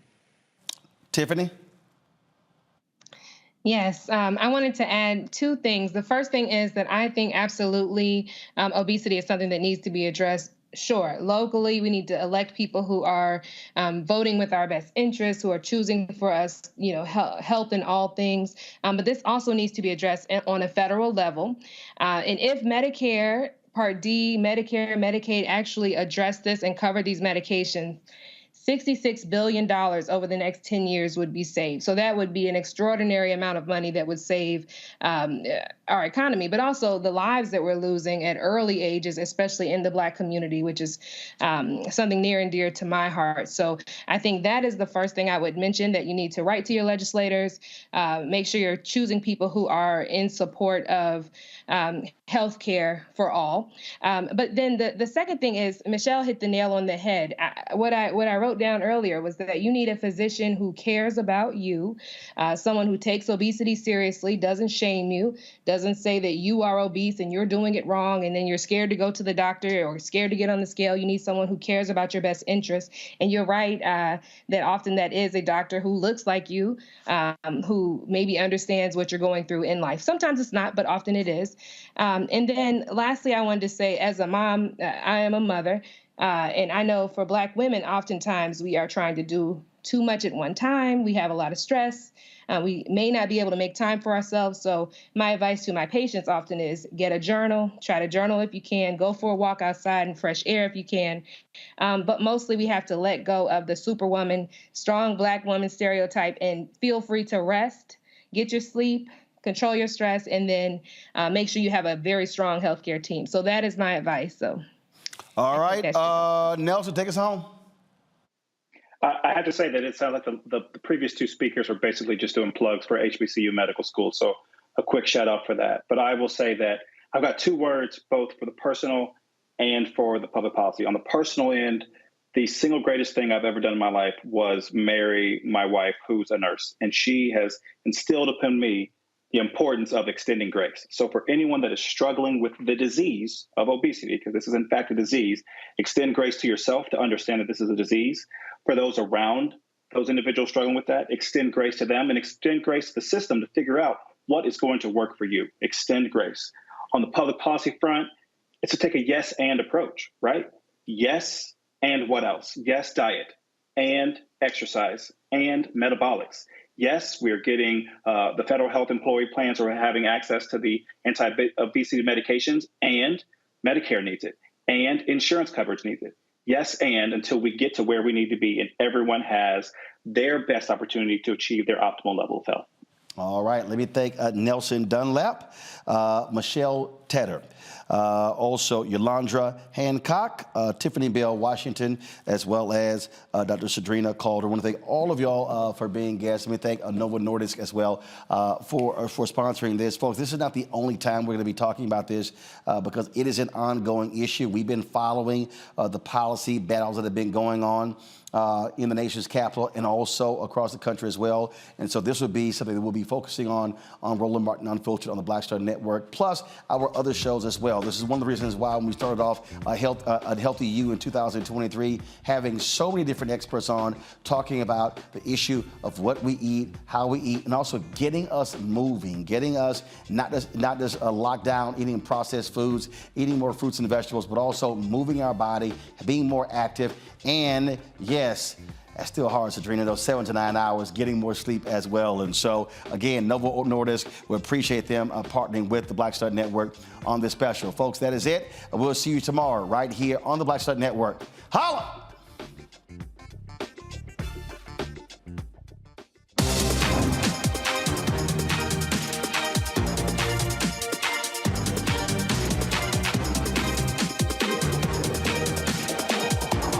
Black Star Network is here. Hold no punches. I'm real revolutionary right now. Support this man, Black Media. He makes sure that our stories are told. Thank you for being the voice of Black America, Roland. Stay black. I love y'all. All momentum we have now, we have to keep this going. The video looks phenomenal. See, there's a difference between Black Star Network and Black-owned media and something like CNN. You can't be Black-owned media and be scared. It's time to be smart. Bring your eyeballs home. You dig?